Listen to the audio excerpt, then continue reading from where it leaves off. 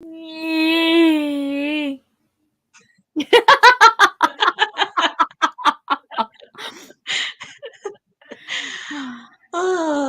I finally wrote in Facebook, because apparently that's where I keep my stuff now. The conversation between Pippin and Baragond, or at least one version of it. And I enjoyed this very much.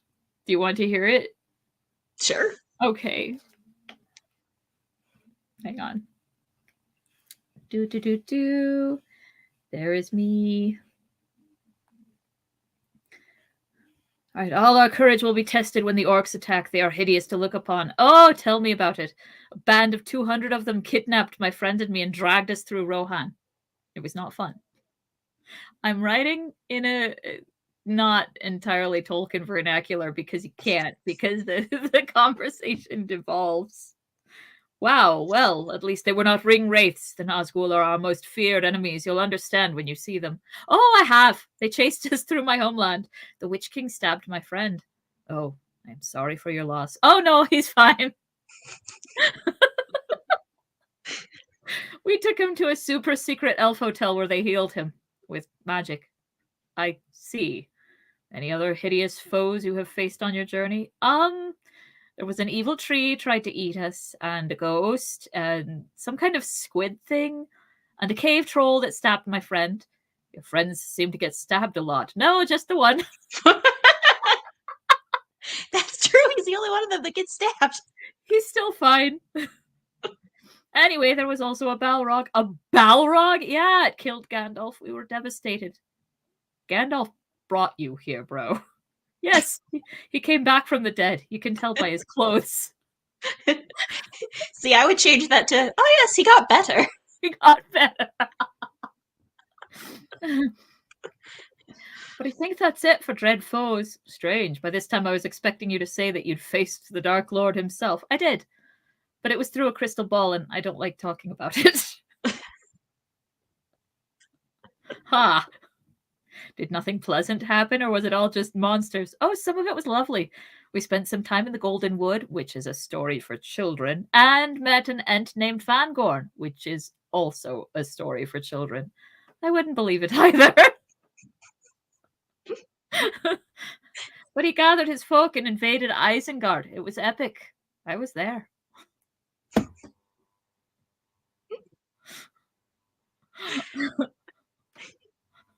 Yeah, if I was Baragond, I would not believe one word of that. Word. Not a fucking word. Like, you are so full of shit, dude. You're telling me you met the oldest of all living things? Like, actually, two of them. That's kind of a toss-up. Which one is actually the eldest? Because there's this weird dude back in the old forest. I was just thinking, no, I feel like Tom Bombadil's older than Treebeard. But Treebeard is described as the oldest several times. The oldest of the Ents, though. Not the oldest living thing, because Tom Bombadil is older is oldest, period, the end. Yes, he is eldest and fatherless, but the when Gandalf is talking to Theoden, he says, when you speak to Fangorn, you will be speaking to the oldest of all living things. So what I think that means is that my buddy, who was it Mike? See, now I can't recall. Sorry, friend. Someone has a theory that Tom Bombadil is actually Iluvatar, just like incognito. Yeah. He liked the creation of the world so much, he was like, I'm going to go live there, but I'm not going to be involved, and I'm not going to fuck around. I'm just going to... Ooh, she's pretty.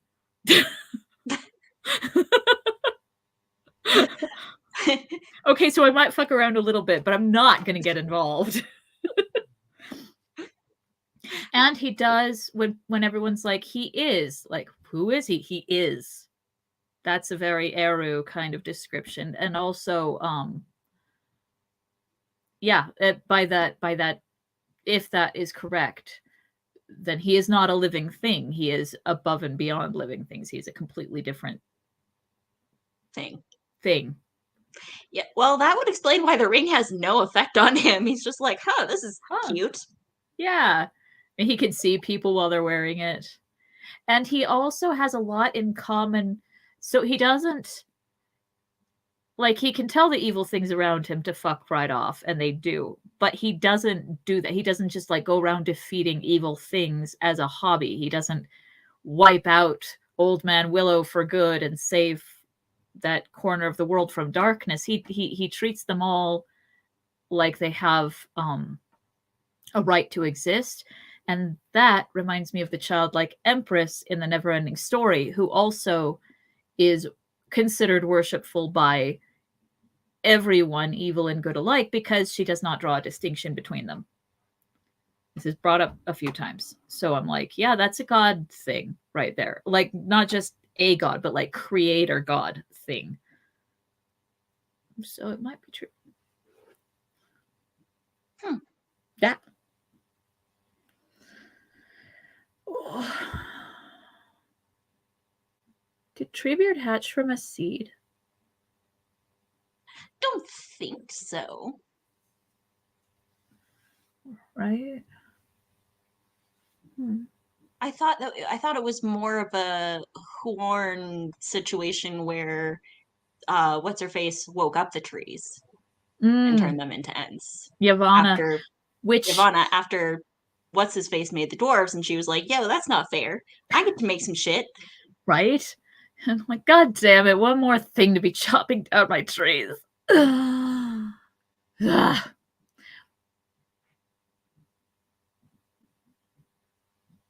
thinking, hang on, brain, it went that way. Take your time. Thank you. Which would mean that he ultimately hatched from a seed, but he doesn't remember it. Yes, because at the time he wasn't an Ent. Although, if that were the case, then how do Ents reproduce? Which, of course, the answer is they don't, because they lost the Entwives. But if the Entwives were around, how would they reproduce? Because they have a word for children, which is Entings. So, is it just like pecans where they shake their leaves and the ladies get pregnant? I don't think you know how pecans work.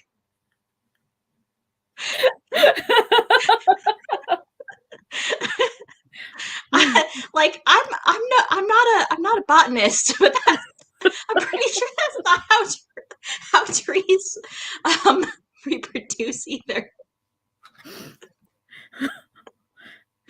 Waft the semen into the wind. That is more accurate, yes. That was the missing step, really. Like,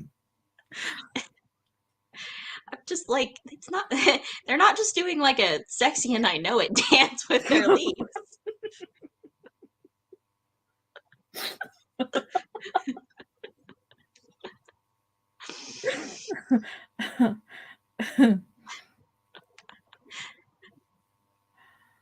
Oh, there's a line in a Flight of the Conchords song that is a reminiscent of, but I can't remember it. Is it the one about tripping over your pants while you're taking them off and turning it into a sexy dance? No, that's a good one.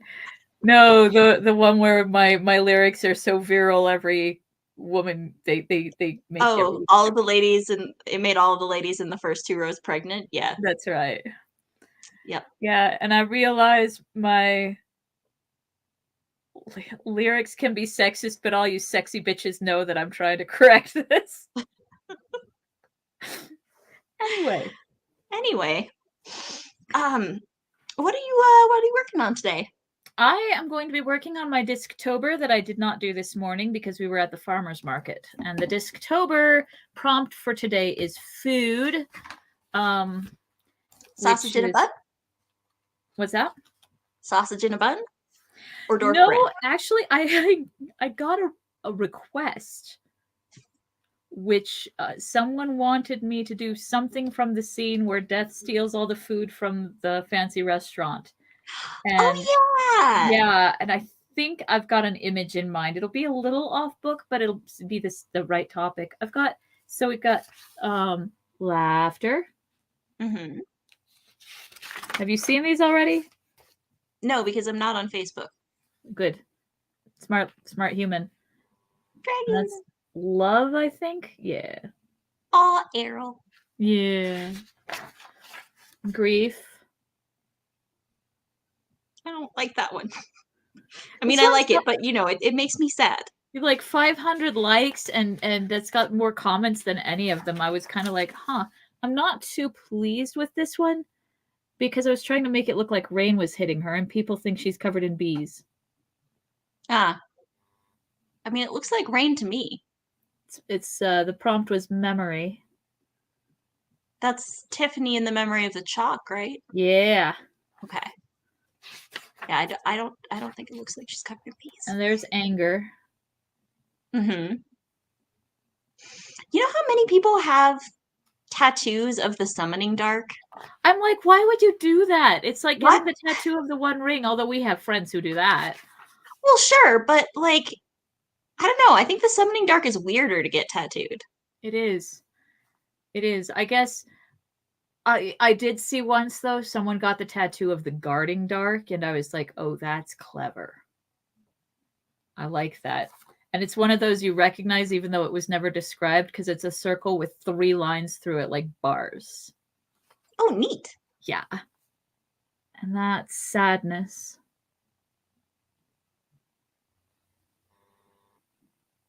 Don't know if I recognize that one. Nation. Oh, ooh. Yeah. Yep. Yeah. I was like, What? why are there so many negative ones in this first Right? week? Like, why do they have grief and sadness back to back? And that's a drink. Sure. It bothers the crap out of me that the chair is the only thing with a 1-point perspective, but it's a doodle, and we're not going to fuck with it because doodles.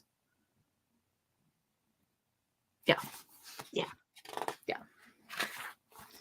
And when I looked at all of the coffee engines to find the one that Maledict would be using, I was honestly surprised that, what is his name, Strappy, could stomp one flat, because they are made to endure.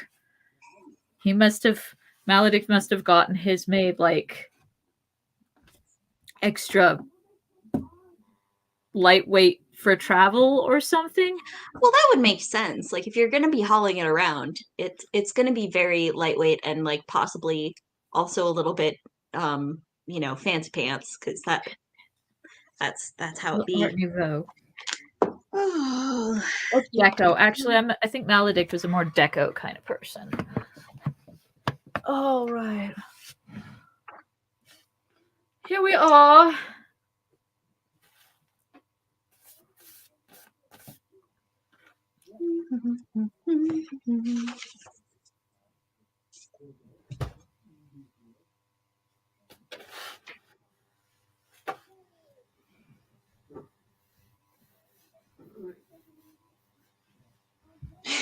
I'm always surprised at how not very far we get per episode. Yeah. I'm like, oh, we're only like a page into this chapter. Afraid so. Okay. The hands of the king are the hands of a healer, and so shall the rightful king be known, right? That's where we were at? Where we were at. Then Aragorn entered first, and the others followed. And there at the door were 2 guards in the livery of the citadel, one tall, but the other scarce the height of a boy. And when he saw them, he cried aloud in surprise and joy. Strider, how splendid!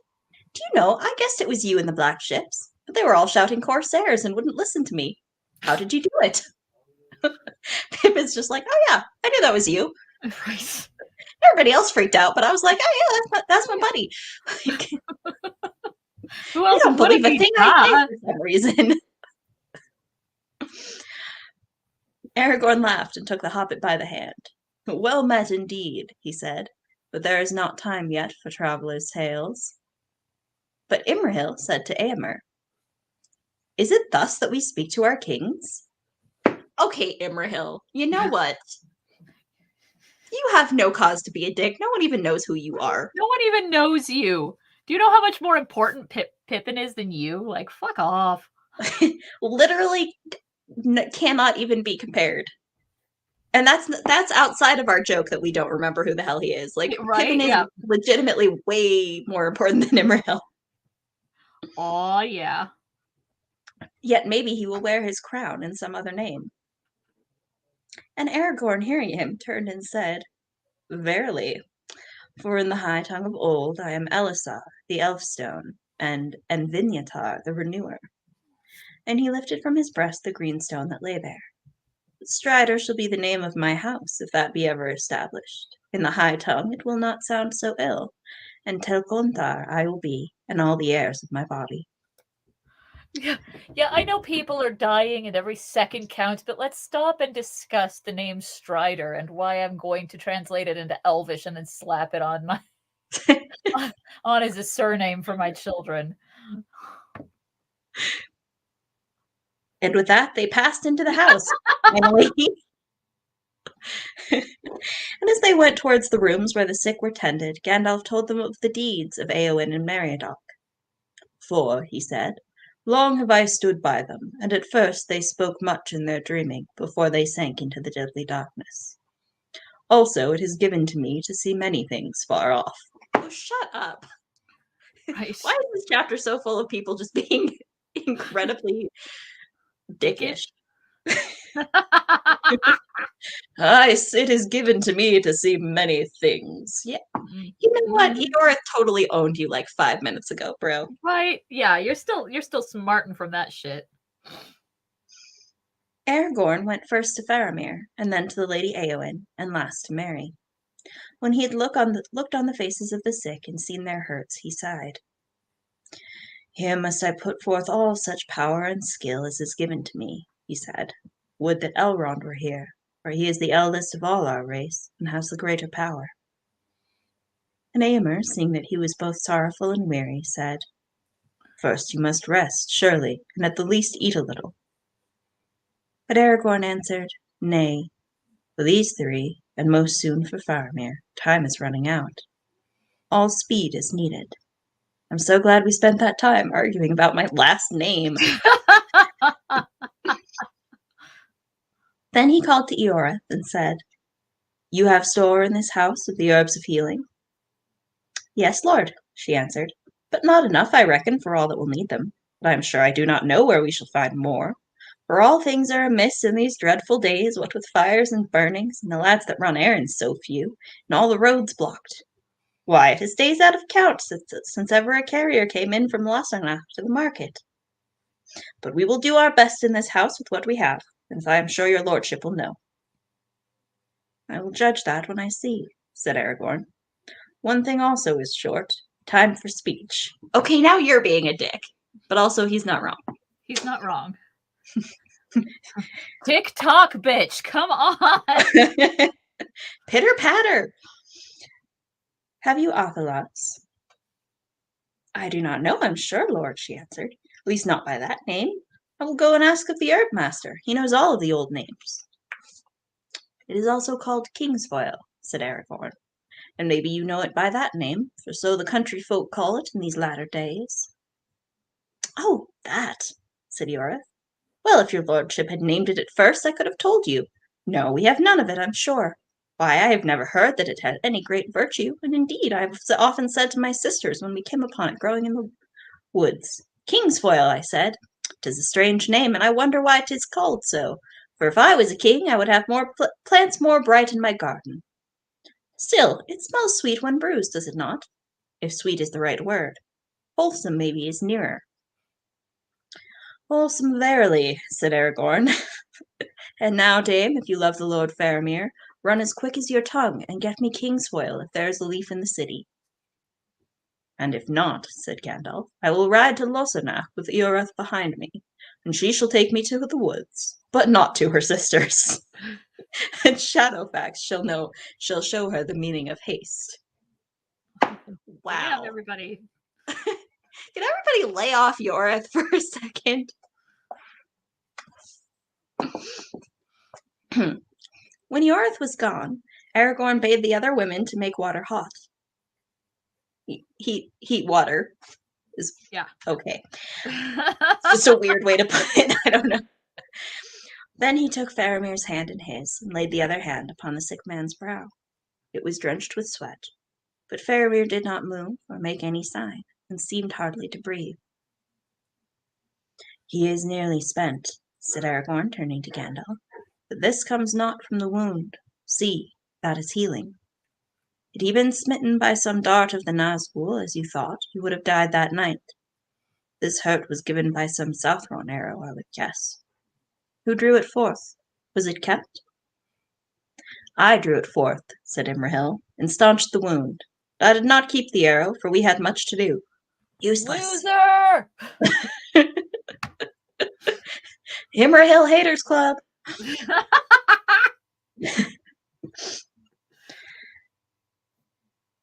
It was, as I remember, just such a dart as the Southrons use. Yet I believed that it came from the shadows above, for else his fever and sickness were not to be understood, since the wound was not deep or vital. How then do you read the matter? Weariness, grief for his father's mood, a wound, and over all the black breath, said Aragorn. He is a man of staunch will, for already he had come close under the shadow before ever he rode to battle on the outwalls. Slowly the dark must have crept on him, even as he fought and strove to hold his outpost. Would that I could have been here sooner. Thereupon the herb-master entered. Your lordship asked for Kingsfoil, as the rustics name it, he said, or Athelas in the noble tongue, or to those who know somewhat of the Valinorian. I do so, said Aragorn, and I care not whether you say now Asea Arianon or Kingsfoil, as long as you have some.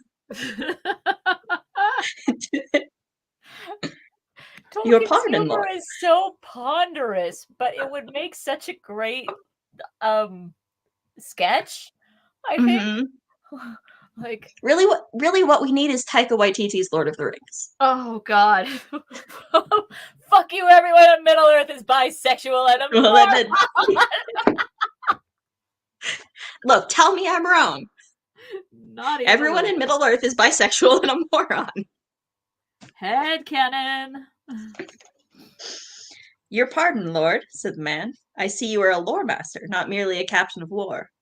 But alas, sir, we do not keep this thing in the houses of healing, where only the gravely hurt or sick are tended. For it has no virtue that we know of, save perhaps to sweeten a foul air or to drive away some passing heaviness. Unless, of course, you give heed to the rhymes of old days, which women such as our good Eorith will repeat without understanding. When the black breath blows and death's shadow grows and all lights pass, come Athelas, life to the dying in the king's hand lying. And Aragorn's sitting here like, you're not about to say the fucking rhyme. You're about to say, you just said the fucking rhyme. Just said the fucking rhyme, and he's still going to tell me that it's pointless. It's useless except for this one thing that's currently happening. But that can't be relevant, right? It never has been before. It is but doggerel, I fear, garbled in the memory of old wives. Its meaning I leave to your judgment, if indeed it has any. Everyone in the background is just like, Jesus Christ. This is fucking nuts. Oh my god. But old folks still use an infusion of the herb for headaches. Then in the name of the king, go and find some old man of less lore and more wisdom who keeps some in his house, cried Gandalf.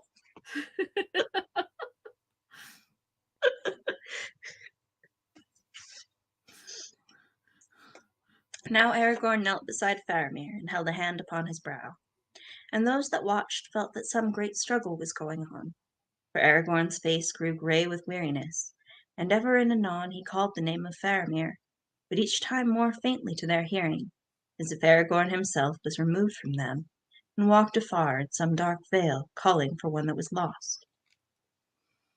And at last Burgil came running in. He bore 6 leaves in a cloth. It is Kingsfoil, sir, he said, but not fresh, I fear. It must have been cold 2 weeks ago at the least. I hope it will serve, sir. Then looking at Faramir, he burst into tears. But Aragorn smiled. It will serve, he said. The worst is now over. Stay and be comforted. Then taking 2 leaves, he laid them on his hands and breathed on them, and then he crushed them. And straightway a living freshness filled the room, as if the air itself awoke and tingled, sparkling with joy. Mentos! Oh! That's a lesson full of life. Athelas gives you beings! And then he cast the leaves into the bowls of steaming water that were brought to him, and at once all hearts were lightened. For the fragrance that came to each was like a memory of dewy mornings of unshadowed sun, in some land of which the fair world in spring is itself but a fleeting memory. But Aragorn stood up as one refreshed, and his eyes smiled as he held a bowl before Faramir's dreaming face. "Well now, who would have believed it?" said Yorith to a woman that stood beside her. "The wheat is better than I thought." Oh, yeah, words to live by. Who among us has not at one time said, "It reminds me of the roses of Imloth Mellowy when I was a lass, and no king could ask for better." Suddenly Faramir stirred, and he opened his eyes, and he looked on Aragorn, who bent over him, and a light of knowledge and love was kindled in his eyes, and he spoke softly. "I'm telling you, bisexual and a moron. My Yep. lord, you called me. But I come." also, perfect. Look, In this case.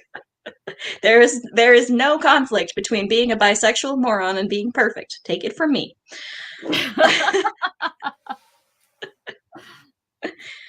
Where were we? "What does the king command?" "Walk no more in the shadows, but awake," said Aragorn. "You are weary. Rest a while and take food, and be ready when I return." "I will, lord," said Faramir. "But who would lie idle when the king has returned?" And we have a title. Close. Close enough. "Farewell, then, for a while," said Aragorn. "I must go to others who need me." And he left the chamber with Gandalf and Imrahil. But Beregond and his son remained behind, unable to contain their joy. As he followed Gandalf and shut the door, Pippin heard Eorith exclaim, "King, did you hear that? What did I say? The hands of a healer, I said." And soon the word had gone out from the house that the king was indeed come among them, and after war he brought healing, and the news ran through the city. Remember that time when Aragorn was like, "Yeah, I'm just going to be incognito, super sneaky. No one will even know I was here." Yep, not even a little bit. Like, just totally, like a phantom.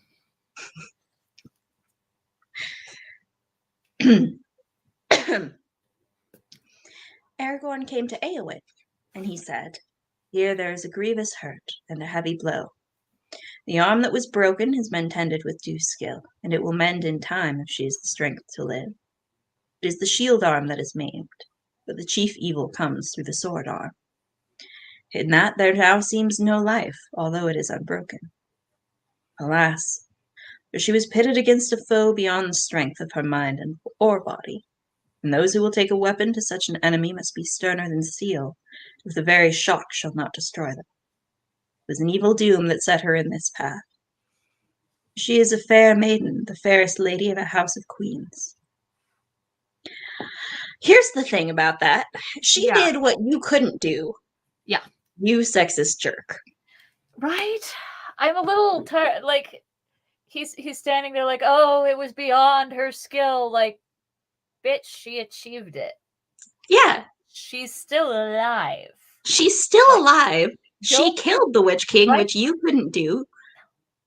Don't be writing a fucking eulogy for someone you're supposed to be helping.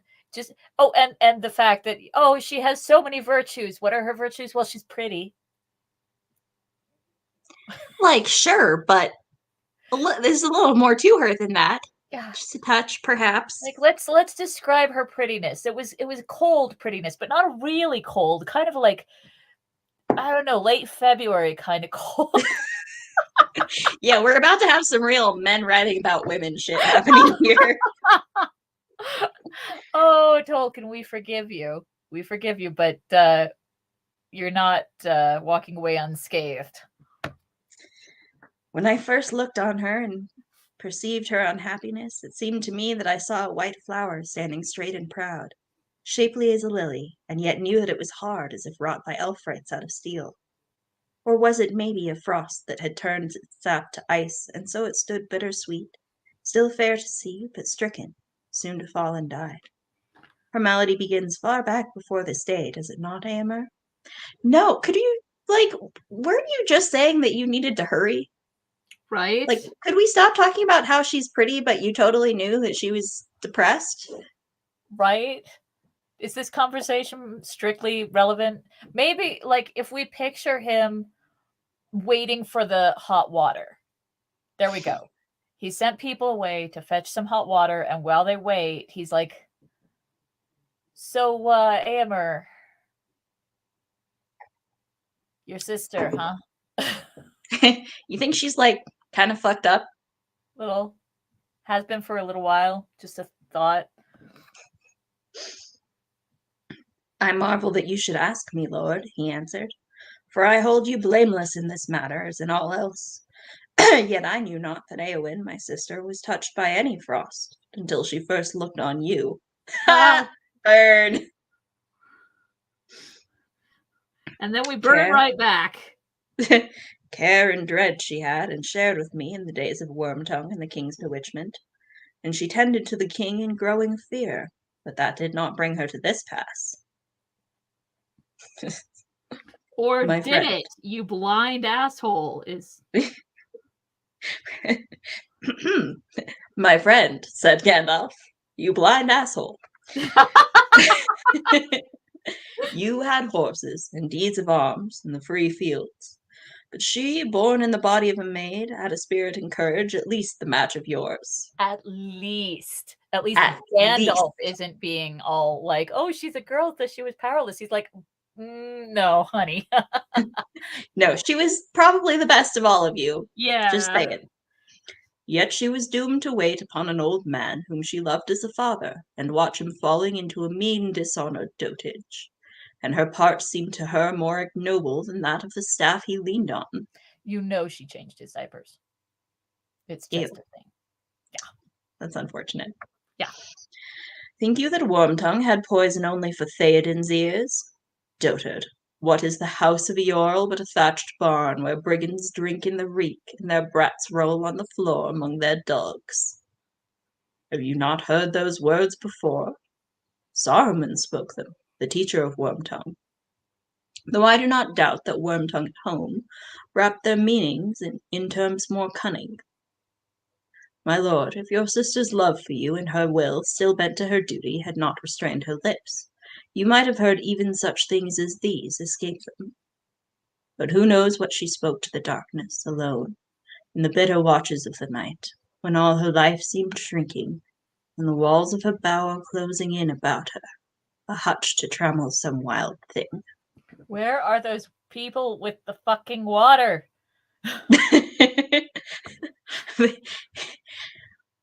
They had to go to the well, and the well was kind of a ways away. And then they had to heat it. Then Eomer was silent, and looked on his sister as if pondering anew all the days of their past life together. But Aragorn said, I saw also what you saw, Eomer. Few other griefs amid the ill chances of this world have more bitterness and shame for a man's heart than to behold the love of a lady so fair and brave that cannot be returned. Sorrow and pity have followed me ever since I left her desperate in Dunharrow, and rode to the paths of the dead, and no fear upon that way was so present as the fear for what might befall her. And yet, Eomer, I say to you that she loves you more truly than me.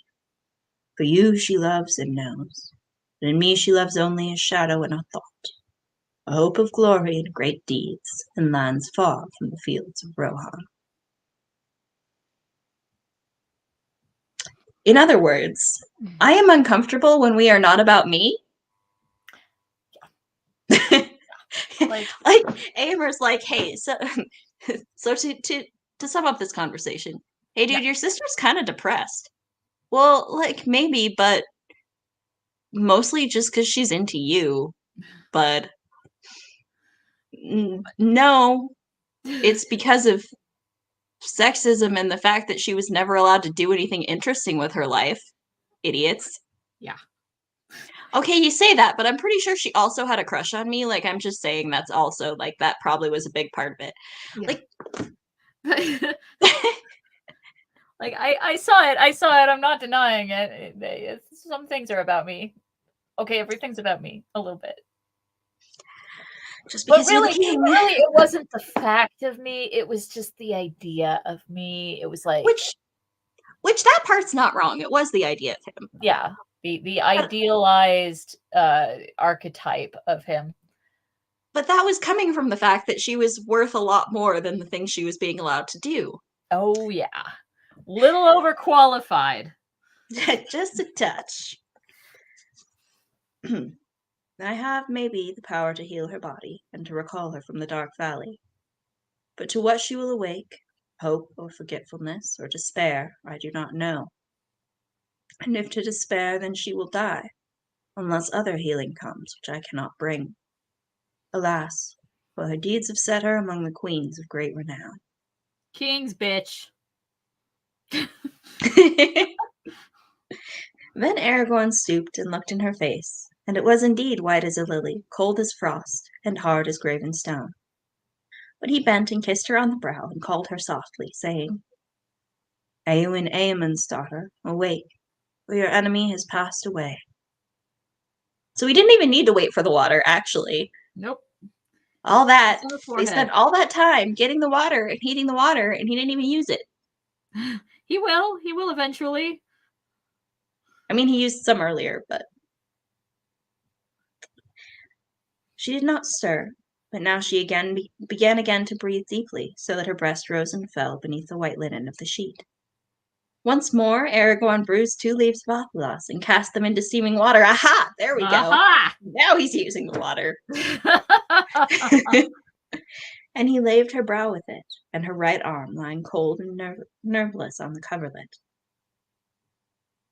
Then, whether Aragorn had indeed some forgotten power of westernness, or whether it was but his words of the Lady Eowyn that wrought on them, as the sweet influence of the herb stole about the chamber, it seemed to those who stood by that a keen wind blew through the window, and it bore no scent, but was an air wholly fresh and clean and young, as if it had not been breathed before by any living thing, and came new-made from snowy mountains high beneath a dome of stars, or from shores of silver far away washed by seas of foam.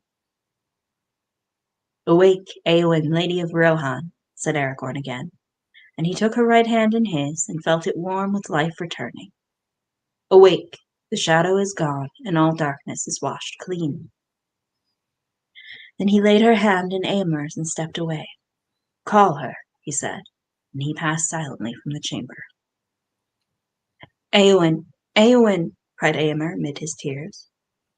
She opened her eyes and said, Eomer, what joy is this?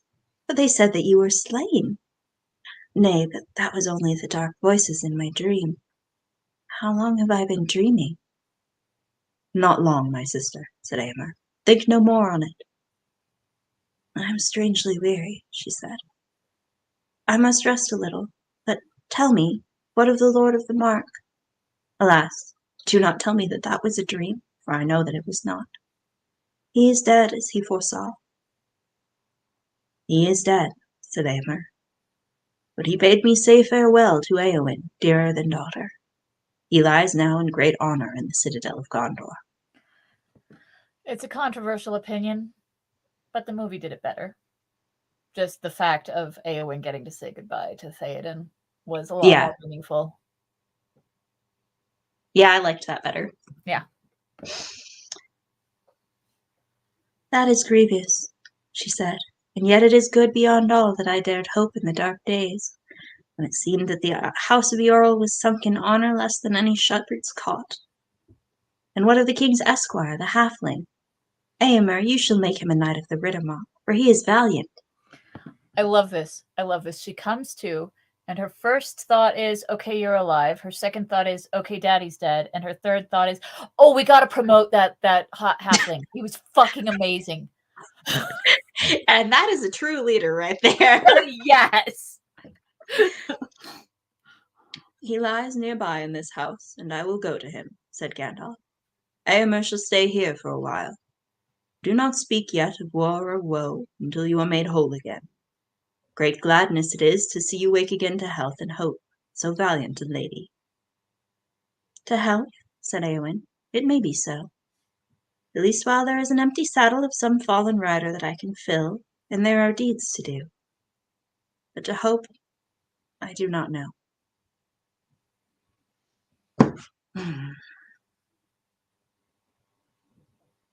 Yep. This chapter really does get less depressing. Wait, no, this chapter doesn't. It's only 2 more pages, but things do get less depressing. I mean, well, it does because I think the next scene is with Mary, and that's again the ponderous essay into humor. But we are Indeed. at 8:00, so I don't know if you want to keep going or no. No, not today, but I'm just saying, like, the bit of Eowyn being like, yeah, I guess I'm healthy, but I don't know if I'll ever find hope again is like, wow. Great. She is depressed. She's yeah. Like, yeah, I'm alive, but meh. I mean, I guess I can still do stuff, so that's good, but meh. Yeah. So Then again, this she has been in a coma for like a day, so let's give her a chance. So it's not going to be terribly obvious that they're eating mud in old boots because that was sort of the point, was that it wasn't obvious. But the waiter is going to be barefoot. I like it. So it's like it's a deep cut. That is a deep cut, but I'm into it. Yeah, what's tomorrow? Sunday? Merchant. Oh. I was like, what do you mean what's tomorrow?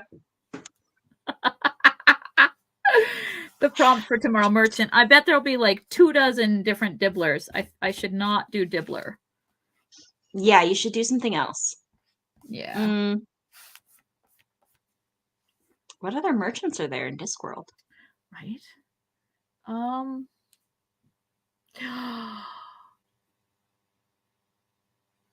Oh, what about moving pictures, the elephant wranglers who get the order for 1,000 elephants? I only vaguely remember that. I haven't read moving pictures in ages. Mbu, I think his name is, and his assistant. Maybe the assistant's name is Mbu. I need to look it up. I do remember that his assistant is like 12 years old and files his teeth to points because that's what his tribe does, not for any religious reason, but because they like it.